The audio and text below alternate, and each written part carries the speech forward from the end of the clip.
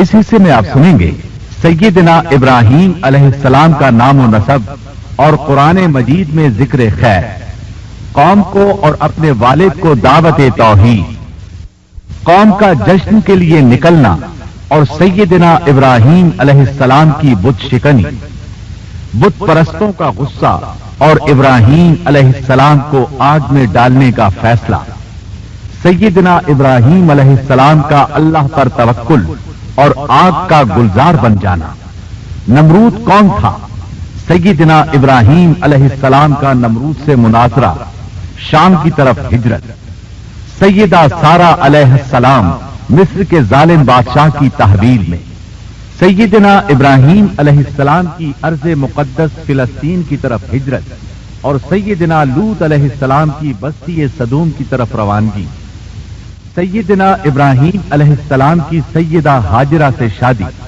سیدنا اسماعیل علیہ السلام کی ولادت اور ماں بیٹے کی ویران مقام پر آبادی۔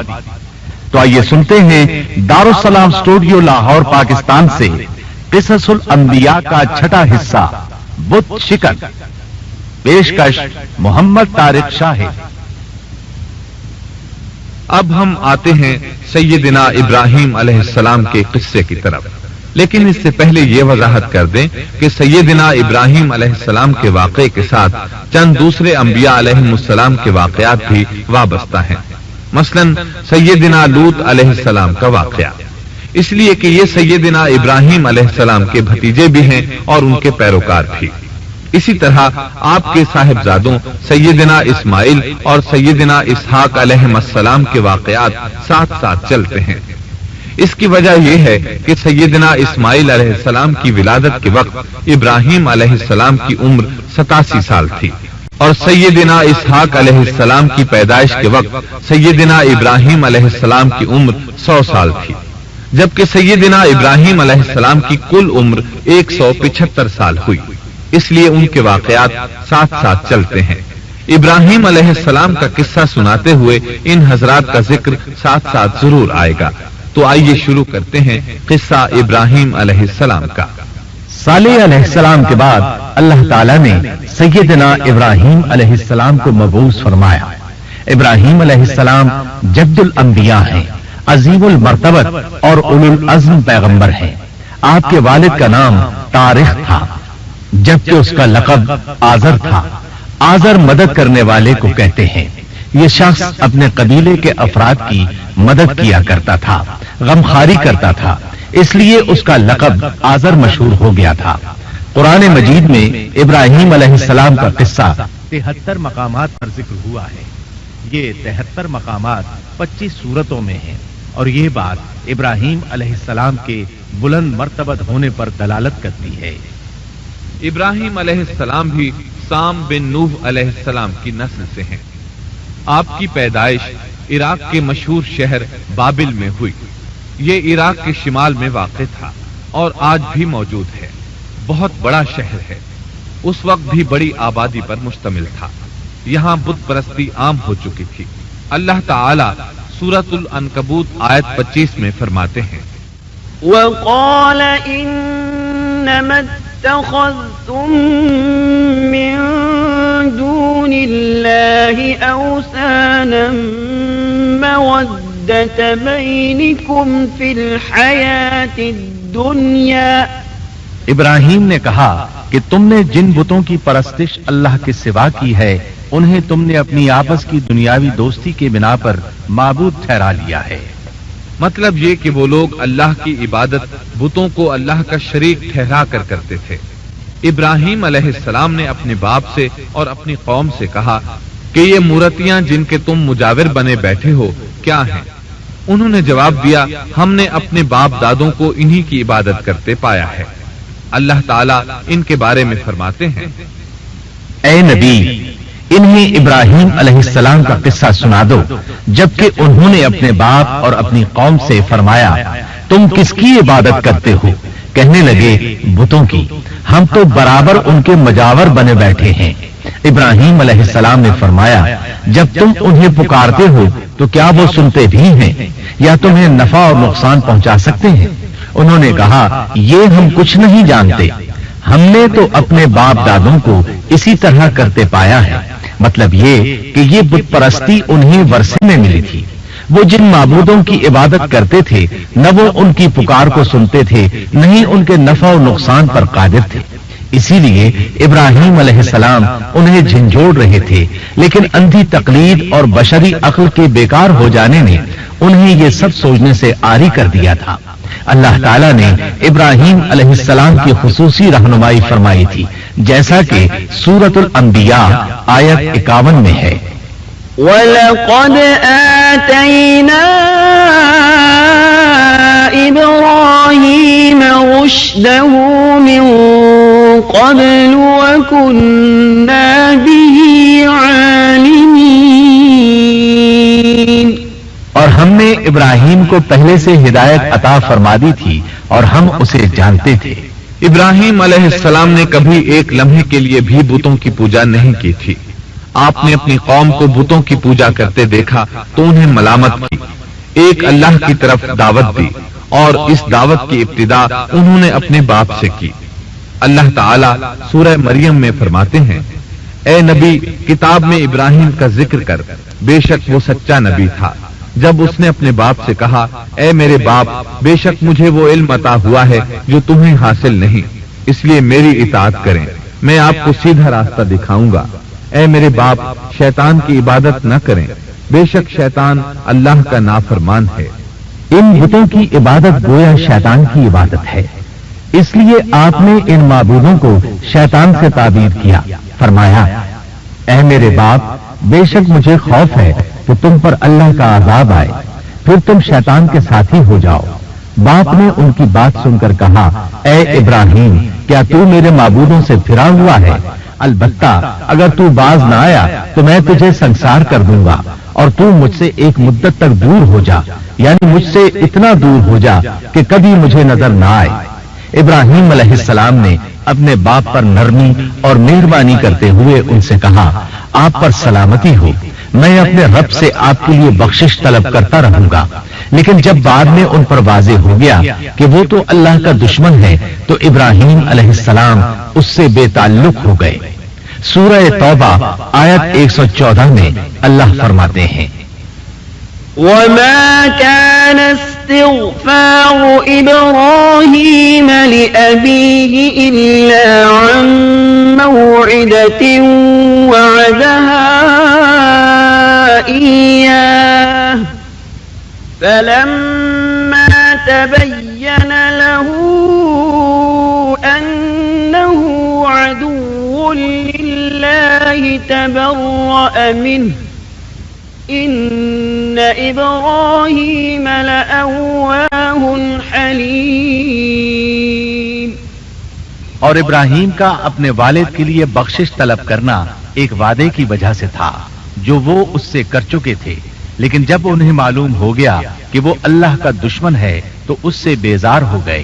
بے شک ابراہیم بڑے نرم اور تحمل والے تھے۔ کسی ایماندار کے لیے جائز نہیں کہ وہ کسی کافر کے لیے دعائے مغفرت کرے، بلکہ مومن پر حرام ہے کہ وہ کسی کافر یا عیسائی وغیرہ کے لیے مغفرت طلب کرے یا اس سے یہ کہے کہ اللہ تجھ پر رحم کرے۔ ابراہیم علیہ السلام کے والد نے انہیں دھمکی دی تھی کہ اگر تم اس دعوت سے باز نہ آئے تو میں تمہیں سنسار کر دوں گا۔ اس کے جواب میں ابراہیم علیہ السلام اپنے والد کے ساتھ انتہائی شفقت سے پیش آئے اور اس سے کہنے لگے، میں آپ کے لیے اپنے رب سے استغفار کرتا رہوں گا، اس لیے کہ آپ اپنے والد پر بے حد مہربان تھے۔ اسی لیے اللہ تعالیٰ بھی ابراہیم علیہ السلام پر بے حد مہربان تھے اور آپ کا لقب خلیل الرحمن رکھ دیا گیا۔ خلت محبت کا وہ انتہائی درجہ ہے جس کے ساتھ دل محبت سے بھر جاتا ہے، یعنی وہ بہت سے لوگوں سے بڑھ کر اللہ تعالیٰ کو محبوب تھے۔ والد کے سخت جواب کے بعد ابراہیم علیہ السلام نے ان سے علیحدگی اختیار کر لی اور انہیں مخاطب کر کے فرمایا، میں تمہیں چھوڑتا ہوں اور جنہیں تم اللہ کے سوا پکارتے ہو ان کو بھی چھوڑتا ہوں، میں اپنے رب کو پکاروں گا، مجھے امید ہے میں اپنے رب کو پکار کر محروم نہیں رہوں گا۔ آپ اللہ کے پیارے اور پسندیدہ نبی تھے۔ جب آپ نے اپنی قوم کو توحید کی دعوت دی اس وقت آپ نوجوان تھے۔ آپ کی عمر 16 سال تھی۔ ساتھ میں آپ اس بات پر غور و فکر بھی کرتے کہ آخر یہ لوگ بتوں کی پوجا کیوں کرتے ہیں۔ آپ کا دل ان کے شرک پر بہت کوڑتا۔ آخر آپ نے مصمم ارادہ کر لیا کہ اس شر اور فساد کی جڑ کو کاٹ کر رہیں گے، یعنی ان بتوں کو توڑ کر رہیں گے۔ آپ اپنی قوم کو بتوں کو توڑ دینے کی دھمکی دیتے رہے۔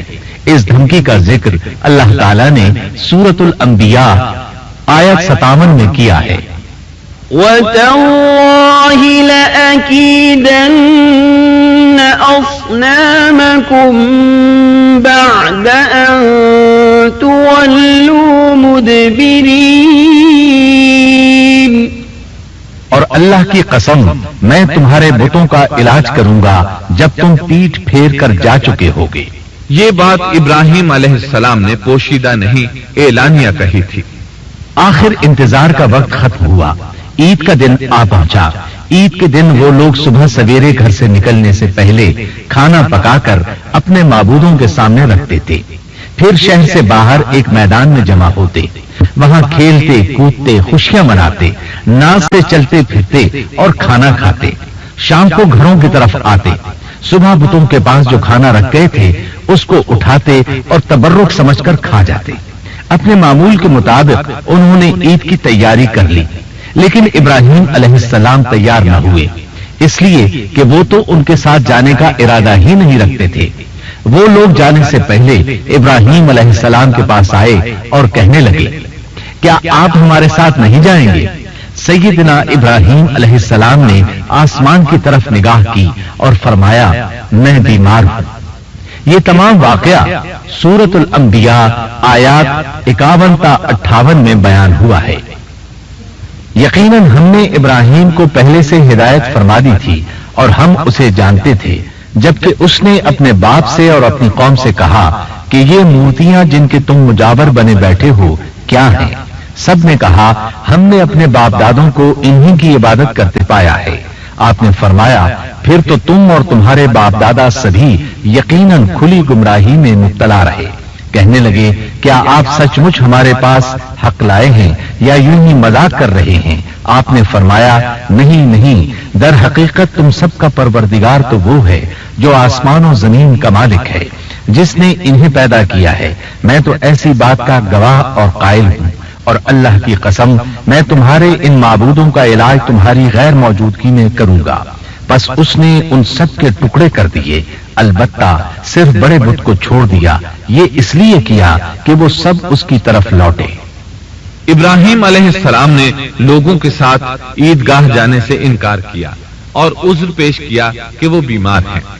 وہ لوگ آپ کو چھوڑ کر چلے گئے۔ بعد میں ابراہیم علیہ السلام ان بتوں کے پاس گئے، دیکھا کہ ان کے سامنے کھانا پڑا ہے۔ چونکہ سب لوگ کھانا لائے تھے اس لیے یہ کھانا بہت زیادہ تھا، لیکن ان جھوٹے معبودوں نے اسے کھانا تو درکنار اس کو چھوا تک نہ تھا۔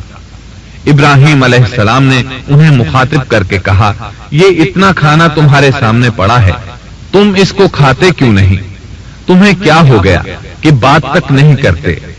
پھر پوری قوت سے دائیں ہاتھ سے کلہاڑا مار کر ان کے ٹکڑے ٹکڑے کر دیے، لیکن بڑے بت کو چھوڑ دیا تاکہ سب اسی کی طرف رجوع کریں۔ تمام چھوٹے بتوں کو توڑ کر کلہاڑا اس بڑے بت کے کندھے پر رکھ دیا۔ مشرکین میلے سے لوٹے تو دیکھا ان کے سارے معبود اوندھے منہ ٹوٹے پھوٹے پڑے ہیں، ان کے تمام معبودوں کو توڑ دیا گیا تھا۔ وہ حیران رہ گئے کہ یہ کیسے ہو گیا، کس نے کیا؟ کہنے لگے، یہ کام کس ظالم کا ہے؟ اس نے ہمارے معبودوں کی توہین کی ہے۔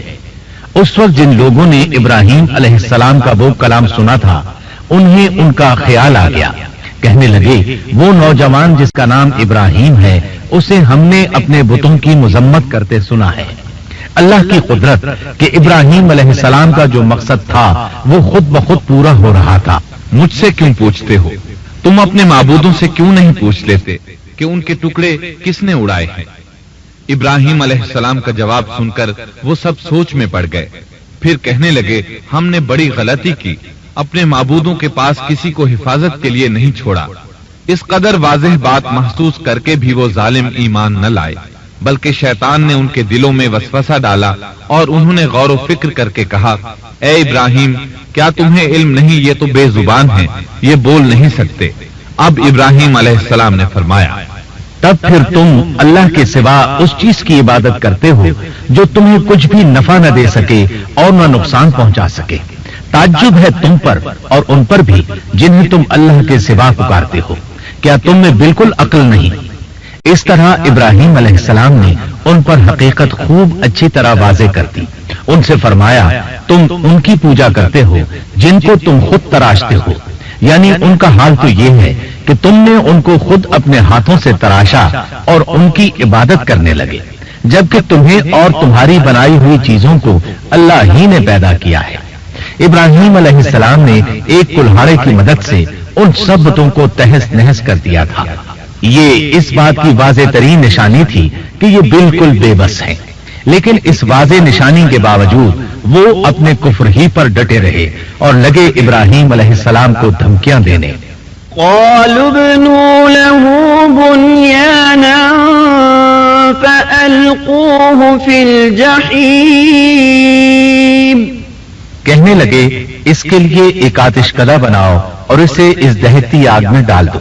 پھر ان لوگوں نے ایک چٹیل میدان کا انتخاب کیا جہاں مٹی نام کی کوئی چیز نہیں تھی۔ اس میدان کو پتھروں کی بار کے ساتھ گھیر دیا گیا۔ پھر سب لوگوں کو حکم دیا گیا کہ وہ لکڑیاں جمع کر کے اس گھیری ہوئی جگہ میں رکھیں۔ چنانچہ سب لوگ لکڑیاں جمع کر کے وہاں لانے لگے، یہاں تک کہ عورتوں اور بچوں نے بھی اس کام میں بڑھ چڑھ کر حصہ لیا۔ میدان میں اتنی لکڑیاں جمع ہو گئیں کہ زمین نظر نہیں آتی تھی۔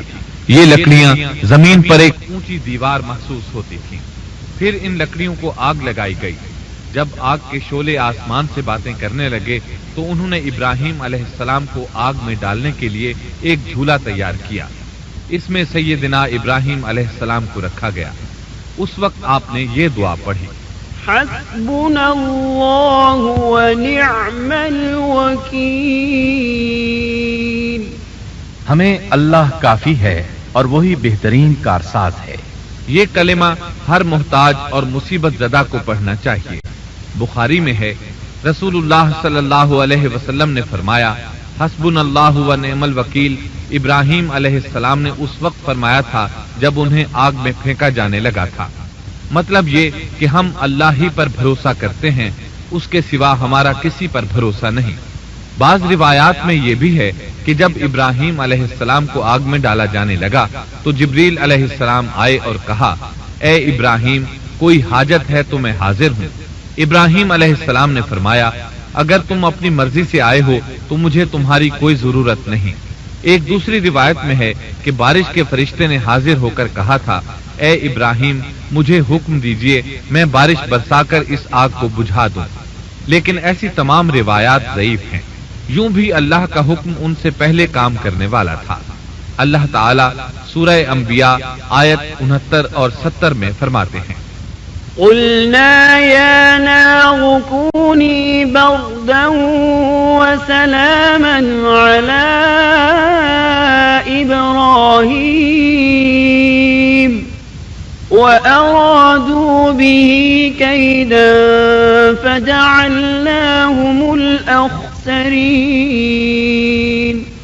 ہم نے کہا، اے آگ ابراہیم پر ٹھنڈی ہو جا اور سلامتی والی ہو جا۔ گو انہوں نے ابراہیم کا برا چاہا لیکن ہم نے انہیں ہی نقصان پانے والا کر دیا۔ چنانچہ جب ابراہیم علیہ السلام کو آگ میں ڈالا گیا تو وہ ٹھنڈی ہو گئی۔ ابن عباس رضی اللہ عنہما فرماتے ہیں، اگر اللہ تعالیٰ آگ سے یہ نہ فرماتے کہ سلامتی والی ٹھنڈی ہو جا تو وہ اس قدر سرد ہو جاتی کہ اس کی ٹھنڈک سے تکلیف محسوس ہوتی۔ گویا آگ بھی اللہ کے حکم کے بغیر نہیں جلا سکتی، چھری اللہ کے حکم کے بغیر نہیں کاٹ سکتی، اس لیے کہ یہ بھی اللہ کی مخلوق ہیں اور ان کی قدرت بھی اللہ کے پاس ہے۔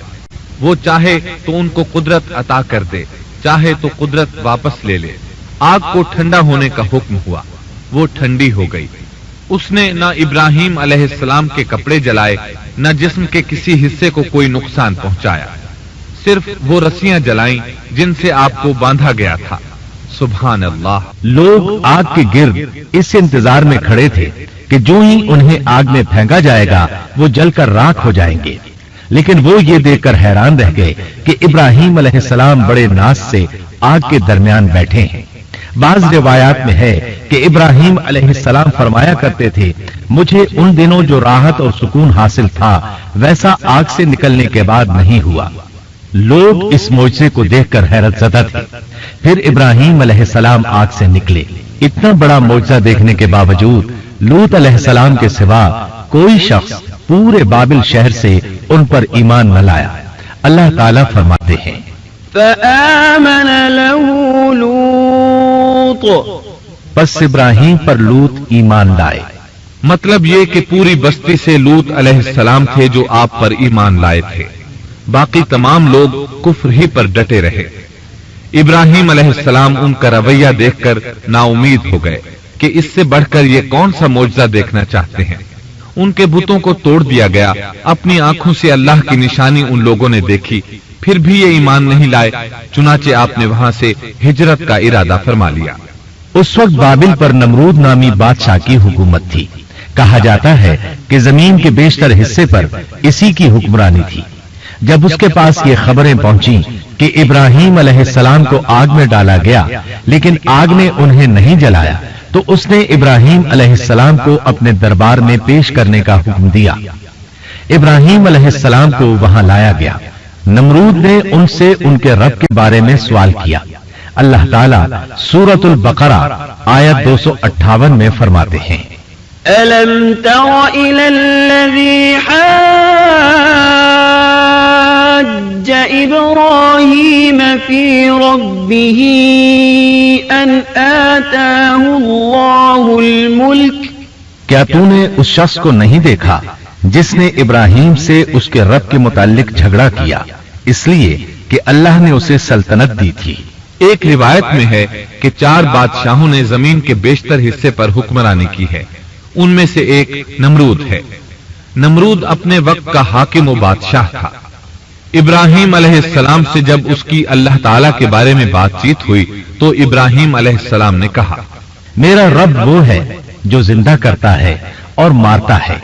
जवाब में उसने कहा, मैं भी जिंदा करता हूं और मारता हूं। चुनाचे उसने हुक्म दिया कि जेल से 2 आदमियों को ले आओ। जेल से 2 ऐसे आदमियों को लाया गया जिनके लिए सजाए मौत का फैसला हो चुका था। उसने उनमें से एक के कत्ल का हुक्म दिया, दूसरे को मुआफ कर दिया।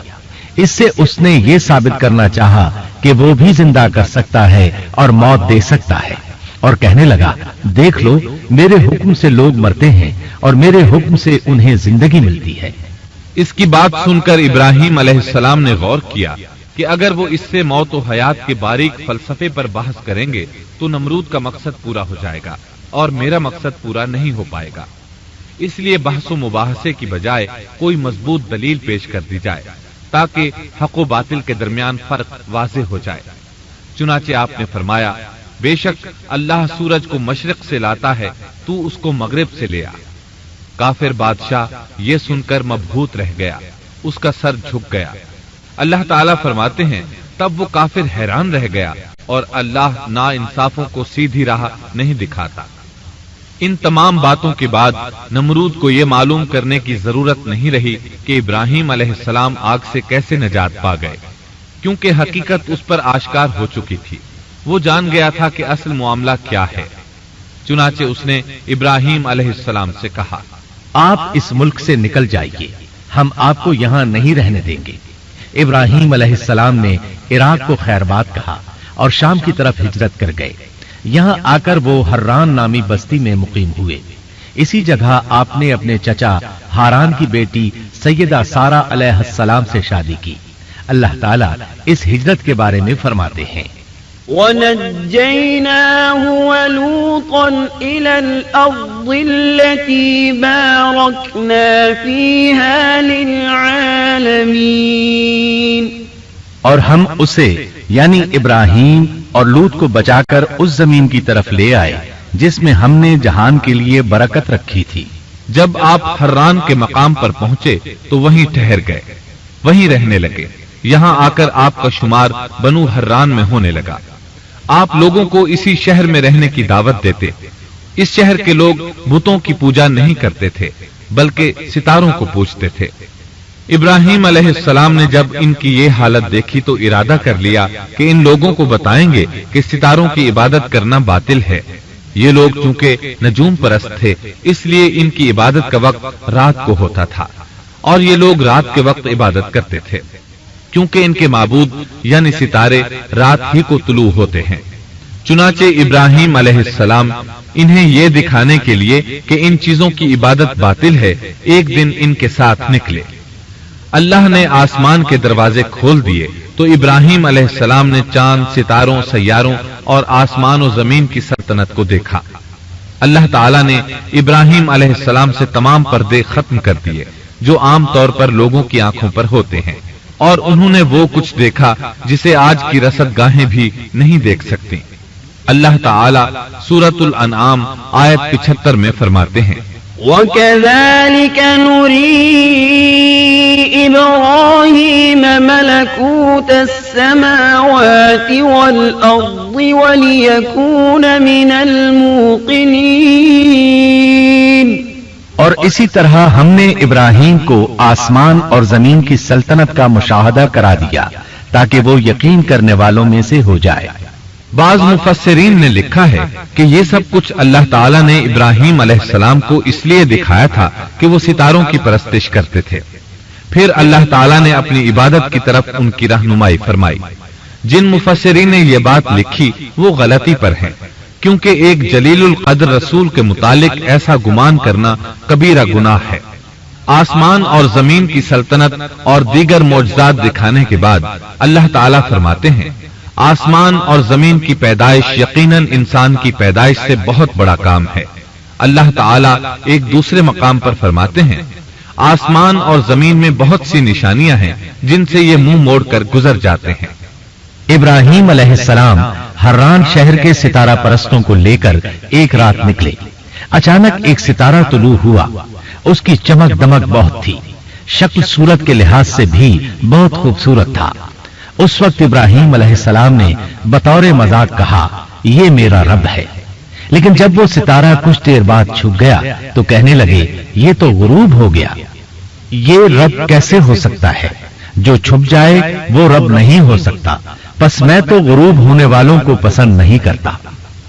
اگلے روز وہ پھر ان لوگوں کو ساتھ لے کر نکلے تو چاند کو دیکھا۔ یہ شکل صورت میں ستاروں سے کہیں زیادہ خوبصورت تھا، روشن تھا، لیکن یہ بھی غروب ہو گیا تو ابراہیم کہنے لگے، اگر مجھے میرے رب نے ہدایت نہ کی تو میں گمراہ لوگوں میں شامل ہو جاؤں گا۔ اے اللہ، تو کہاں ہے؟ اپنی طرف میری رہنمائی کر۔ ان باتوں سے ابراہیم علیہ السلام ان لوگوں کو غور و فکر کی دعوت دے رہے تھے تاکہ وہ غور کریں، آخر رب چھپ کیسے سکتا ہے؟ اگر چاند رب ہے اور دن کے وقت کسی کو اپنے معبود کی حاجت ہوگی تو وہ کیا کرے گا؟ لہذا چاند کسی صورت رب نہیں ہو سکتا۔ پھر جب دن چڑھا اور سورج طلوع ہوا تو کہنے لگے، یہ میرا رب ہے، یہ تو سب سے بڑا ہے۔ پھر لوگوں کو مخاطب کر کے کہنے لگے، تم رات کو چھوٹے چھوٹے ستاروں کی پوجا کرتے ہو، کیوں نہ تم اتنے بڑے ایک ہی رب کی پوجا کر لو۔ لیکن جب وہ بھی غروب ہو گیا تو کہنے لگے، یقیناً میں تمہارے شرک سے بیزار ہوں، یہ معبود کیسے ہو سکتے ہیں؟ ان میں تو تبدیلی آتی رہتی ہے، کبھی طلوع ہوتے ہیں کبھی غروب ہوتے ہیں۔ یہ اس بات کی دلیل ہے کہ یہ مخلوق ہیں اور ان کا خالق کوئی اور ہے جس کے حکم کے یہ تابع ہیں۔ جب یہ خود مخلوق ہیں اور کسی اور کے تابع ہیں تو کسی کو نفع نقصان پہنچانے پر کس طرح قادر ہو سکتے ہیں؟ پھر اپنی قوم کو مخاطب کر کے کہنے لگے، میں اپنا رخ اس کی طرف کرتا ہوں جس نے آسمانوں کو یکسو ہو کر پیدا کیا، اور میں شرک کرنے والوں میں سے نہیں ہوں۔ اب بھی وہ اپنی بات پر اڑے رہے۔ تب آپ نے فرمایا، تم مجھ سے اللہ کے بارے میں جھگڑ رہے ہو، مجھے تو اللہ راہ دکھا چکا ہے اور اس نے مجھے دلیل عطا فرمائی ہے۔ میں یقیناً جانتا ہوں کہ تمہارے تمام معبود بے بس اور بے طاقت ہیں۔ جاؤ، تم سے اور تمہارے ان معبودوں سے جو ہو سکے کر لو، میرے رب کی مرضی کے بغیر کچھ بھی نہیں ہو سکتا۔ میرے رب نے ہر چیز کے علم کو اپنے گھیرے میں لے رکھا ہے، کیا پھر بھی تم نصیحت حاصل نہیں کرو گے؟ اور میں تمہارے معبودوں سے خوف کیوں کھاؤں؟ تم اللہ سے نہیں ڈرتے؟ ان کو اللہ کا شریک ٹھہرا رہے ہو۔ اللہ نے اس کی کوئی دلیل نازل نہیں کی۔ اگر تم میں صحیح علم ہے تو تم ہی بتلا دو کہ ہم دونوں جماعتوں میں سے امن کا زیادہ حقدار کون ہے۔ امن انہی کے لیے ہے جو ایمان لانے کے بعد دین کو شرک سے خلط ملط نہیں کرتے۔ حقیقت میں ہدایت یافتہ وہی لوگ ہیں۔ یہی ہمارے وہ دلائل تھے جو ہم نے ابراہیم علیہ السلام کو ان کی قوم کے مقابلے میں عطا کیے تھے، اور ہم جسے چاہیں مرتبے میں بڑھا دیں۔ بے شک تیرا رب بڑی حکمت والا ہے۔ ان لوگوں نے پھر بھی کفر ہی کیا، کوئی بھی ایمان نہ لایا۔ چنانچہ ابراہیم علیہ السلام نے ایک بار پھر ہجرت کی اور مصر جا پہنچے۔ مصر کے بادشاہ کو خبر ملی کہ ایک شخص ہجرت کر کے آیا ہے اور اس کے ساتھ ایک عورت ہے، وہ بہت زیادہ حسین و جمیل ہے۔ چنانچہ اس ظالم نے اپنے کارندوں کو بھیجا کہ اس عورت کو میرے پاس لے آؤ، ساتھ ہی اس سے پوچھنا کہ تمہارے ساتھ جو آدمی ہے وہ کون ہے، اگر وہ اس کا خاوند ہو تو اسے قتل کر دینا۔ ادھر بادشاہ نے اپنے کارندوں کو حکم دیا، ادھر اللہ نے ابراہیم علیہ السلام کی طرف وحی بھیج دی۔ انہوں نے سارا علیہ السلام سے کہا، اگر وہ تجھ سے میرے بارے میں پوچھیں تو بتا دینا تم میری بہن ہو۔ پھر سارا سے بولے، اے سارا، روئے زمین پر میرے اور تیرے سوا کوئی مومن نہیں، یعنی یہ کافروں کی سرزمین ہے، یہاں کوئی مومن نہیں، اس لحاظ سے تم میری دینی بہن ہو۔ پھر بادشاہ نے ابراہیم علیہ السلام کو پیش کرنے کا حکم دیا۔ اس نے آپ سے پوچھا، یہ عورت کون ہے؟ آپ نے فرمایا، یہ میری بہن ہے۔ اس طرح ابراہیم علیہ السلام کی زندگی میں 3 موقع ایسے آئے کہ انہوں نے اللہ کے دین کی حمایت اور مدافعت کے لیے توریہ کیا۔ توریہ کا مطلب یہ ہے کہ واقعہ کچھ اور ہو لیکن کوئی شخص کسی خاص مصلحت کی وجہ سے اسے 2 معانی والے الفاظ کے ساتھ اس انداز میں بیان کرے کہ سننے والا اس واقعہ کو نہ سمجھ سکے بلکہ اس کا ذہن خلاف واقعہ چیز کی طرف منتقل ہو جائے۔ شریعت نے بعض مخصوص حالات میں اس کی اجازت دی ہے۔ وہ 3 مواقع جہاں ابراہیم علیہ السلام نے توریہ فرمایا، ان کی وضاحت کچھ اس طرح ہے۔ ایک یہ کہ آپ نے میلے پر نہ جانے کی غرض سے ان لوگوں سے کہا تھا کہ میں بیمار ہوں۔ دوسرے موقع پر یہ فرمایا تھا، یہ کام اس بڑے سردار بت کا ہے۔ تیسرے، سارا علیہ السلام کو دینی بہن قرار دیا۔ اس ظالم بادشاہ نے سارا علیہ السلام کو اپنی تحویل میں لے لیا۔ جب سارا علیہ السلام کو معلوم ہوا کہ وہ ایک بدکار شخص ہے تو انہوں نے اللہ تعالیٰ سے دعا کی، اے اللہ، تجھے معلوم ہے میں تجھ پر اور تیرے نبی پر ایمان لائی ہوں اور اپنے جسم کو اپنے خاوند کے سوا ہر ایک سے محفوظ رکھا ہے، لہذا آپ اس کافر کو مجھ پر مسلط نہ کیجیے گا۔ چنانچہ اس کافر بادشاہ نے جب سیدہ سارا کو پکڑنے کے لیے اپنا ہاتھ بڑھایا تو اس کا ہاتھ شل ہو گیا اور اپنی جگہ پر جم گیا۔ وہ لگا چیخ پکار کرنے، اس میں اتنی طاقت نہ رہی کہ اپنے ہاتھ کو حرکت دے سکے۔ اس کی آواز سن کر اس کے محافظ بھاگے ہوئے آئے۔ انہوں نے اس کے ہاتھ کو چھڑانا چاہا لیکن چھڑا نہ سکے۔ اس کی یہ حالت دیکھ کر سیدہ سارا خوف زدہ ہو گئیں۔ انہوں نے سوچا اگر یہ مر گیا تو لوگ کہیں گے اسے میں نے قتل کیا ہے۔ چنانچہ انہوں نے اللہ سے دعا کی کہ اسے چھوڑ دیا جائے۔ اللہ تعالیٰ نے آپ کی دعا قبول کر لی، اس کا ہاتھ ٹھیک ہو گیا، لیکن وہ ظالم پھر بھی نہ ڈرا۔ اس نے ایک بار پھر آپ کی طرف ہاتھ بڑھایا، اس کا ہاتھ پھر شل ہو گیا۔ سیدہ سارا نے پھر دعا کی، وہ دوبارہ ٹھیک ہو گیا، وہ پھر بھی باز نہ آیا۔ تیسری بار پھر اس نے ان کی طرف ہاتھ بڑھایا، اس بار بھی اس کا ہاتھ شل ہو گیا۔ اب وہ سیدہ سارا علیہ السلام سے کہنے لگا، اب کی بار اگر تو مجھے اس مصیبت سے نجات دلائے گی تو میں تجھے چھوڑ دوں گا اور کبھی تیرے آڑے نہیں آؤں گا۔ چنانچہ سیدہ سارا علیہ السلام نے اللہ تعالی سے دعا کی، وہ ٹھیک ہو گیا۔ تب اس نے اپنے کارندوں کو آواز دی اور ان سے بولا، تم میرے پاس کسی انسان کو نہیں بلکہ سرکش جن کو لائے ہو۔ پھر اس نے انہیں رہا کر دیا، عزت و اکرام سے رخصت کیا اور ان کی خدمت کے لیے اپنی بیٹی ہاجرہ کو ساتھ کر دیا۔ سارا علیہ السلام واپس لوٹی تو دیکھا کہ ابراہیم علیہ السلام نماز پڑھ رہے ہیں۔ نماز کے بعد انہوں نے پوچھا، سارا، اس نے تمہارے ساتھ کیا سلوک کیا؟ سیدہ سارا علیہ السلام نے سارا واقعہ سنا دیا۔ सुनकर आपने फरमाया अल्हम्दुलिल्लाह। फिर बोले अब हम यहां नहीं रहेंगे बल्कि वापस जाएंगे। चुनाचे आप एक बार फिर फिलिस्तीन में आ गए, वहीं अपनी जिंदगी बसर करने लगे। अब हम आगे बढ़ते हैं। जब आप फिलिस्तीन में मुस्तकिल तौर पर रिहाइश पजीर हुए तो लूत अलैहिस्सलाम भी आपके साथ थे। लूत अलैहिस्सलाम आपके भतीजे थे। उनके वालिद का नाम हारान था। ये बचपन ही से सैयदना इब्राहिम अलैहिस्सलाम के ज़ेरे साया रहे, उन्हीं के यहां परवरिश पाई, इसलिए दीन हक फौरन कबूल कर लिया। जब सैयदना इब्राहिम अलैहिस्सलाम ने इराक से शाम की तरफ हिजरत की तो ये आपके साथ थे। वहां से हर्रान गए, तब भी साथ थे। फिर मिस्र की तरफ हिजरत की तो भी लूत अलैहिस्सलाम उनके साथ थे।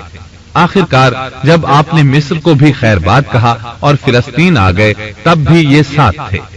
अब इब्राहिम अलैहिस्सलाम ने लूत अलैहिस्सलाम को हुक्म दिया कि वो बस्ती सदूम की तरफ चले जाएं, इसलिए कि इस बस्ती के लोग कुफ्र की इंतहाई गहराई में जा चुके हैं। उन्हें कुफ्र और शिर्क से निकालने के लिए वहां जाएं, उन्हें अल्लाह के अहकाम सुनाएं, अल्लाह की तरफ दावत दें। चुनाचे लूत अलैहिस्सलाम तो उस तरफ रवाना हो गए और इधर फिलिस्तीन में सिर्फ 3 मुसलमान रह गए। इब्राहिम अलैहिस्सलाम, उनकी ज़ौजा मोहतरमा सैयदा सारा और सैयदा हाजरा अलैहिस्सलाम वहीं रिहाइश पजीर रहे और लोगों को मुसलसल अल्लाह की तरफ दावत देते रहे। यहाँ ये बेशुमार मालो दौलत के भी मालिक बन गए। जब उनकी उम्र 85 या 86 साल हुई तो सारा अलैहिस्सलाम ने सोचा, मैं बांझ हूं, मेरे खामंद बूढ़े हैं, लेकिन औलाद की तमन्ना है, तो क्यों ना मैं अपनी लौंडी हाजरा हदिये और तोहफे के तौर पर इब्राहिम अलैहिस्सलाम को दे दूं। चुनाचे हाजरा इब्राहिम अलैहिस्सलाम को मिल गईं। उन्होंने उनसे शादी कर ली। अल्लाह रब्बुल इज्जत ने जल्द ही उनके वतन से आपको इस्माइल अलैहिस्सलाम अता फरमाए। हाजरा अलैहिस्सलाम के मां बनने पर और उनकी औलाद को देखकर सैयदा सारा अलैहिस्सलाम को फितरी तौर पर गैरत का एहसास हुआ। अल्लाह की कुदरत देखिए, खुद ही उन्हें हाजरा को तोहफे में दिया ताकि औलाद हासिल हो, और जब वो मां बन गईं तो अब गैरत महसूस कर रही हैं। अपनी इस कैफियत से मजबूर होकर सैयदा सारा ने इब्राहिम अलैहिस्सलाम से कहा, आप मुझे उसके साथ एक जगह पर न रखें। मुर्रिखीन और सीरत निगार लिखते हैं कि हाजरा अलैहिस्सलाम एक निकाक पहना करती थी, यानी वो जिस्म के दरमियान एक लंबा कपड़ा लटका लेती थी ताकि वो कपड़ा घिसट घिसट कर कदमों के निशानात मिटा दे और सारा को नजर न आए, क्योंकि सारा गैरत की हद को पहुंच चुकी थी। इब्राहिम अलैहिस्सलाम ने जब सारा अलैहिस्सलाम के अंदर गैरत के आसार देखे तो हाजरा को उनकी निगाहों से दूर कर दिया। उधर अल्लाह का हुक्म भी नाजिल हो गया कि अपनी बीवी हाजरा और दूध पीते बच्चे इस्माइल को साथ ले लें और मक्का की तरफ रुख कर लें। इब्राहिम अलैहिस्सलाम मक्का की तरफ रवाना हुए, यहाँ तक कि मक्का पहुंच गए। ये जगह उस वक्त बिल्कुल वीरान और बेआबाद थी। न कोई इंसान था, न पानी, न नबातात के आसार थे। गरज कोई चीज नजर नहीं आती थी। बस पहाड़ों के दरमियान एक बेआबोगियाह मैदान था। यही वो मुकद्दस और तारीखी वादी थी जहां इब्राहिम अलैहिस्सलाम अपनी ज़ौजा और लख्ते जिगर को छोड़कर वापस पलटे। सैयदा हाजरा अलैहिस्सलाम को बहुत हैरत हुई। उन्हें ये उम्मीद नहीं थी कि उनके खामंद उन्हें एक बेआबाद जगह तन्हा छोड़कर चल देंगे। इस पर बच्चे की जिम्मेदारी अलग थी। चुनाचे उन्होंने इब्राहिम अलैहिस्सलाम को आवाज दी, लेकिन उन्होंने मुड़कर भी न देखा। अब वो उनके पीछे आईं और करीब पहुंचकर बोली, ऐ इब्राहिम, हमें कहां छोड़े जा रहे हो? यहाँ न पानी, न खुराक, न कोई इंसान। इब्राहिम अलैहिस्सलाम ने फिर भी कोई जवाब न दिया, कोई परेशानी भी जाहिर न की और चलते रहे। सैयदा हाजरा भी आपके पीछे चलती रहीं और पूछती रहीं कि हमें किसके हवाले करके जा रहे हैं। यहाँ तो कोई भी जानदार नहीं, मुकम्मल तौर पर बेआबाद इलाका है। लेकिन उन्होंने अब भी कोई तवज्जो न दी। आखिर सैयदा हाजरा ने कहा, क्या आपको अल्लाह ने इस काम का हुक्म दिया है? अब आपने जवाब में फरमाया, हाँ। तब सैयदा हाजरा बोली, अगर ये बात है तो अल्लाह ताला हरगिज हमें जाया नहीं होने देगा। मोहतरम सामीन, अभी आप दारुस्सलाम स्टूडियो लाहौर पाकिस्तान से किससुल अंबिया का छठा हिस्सा बुत शिकन सुन रहे थे।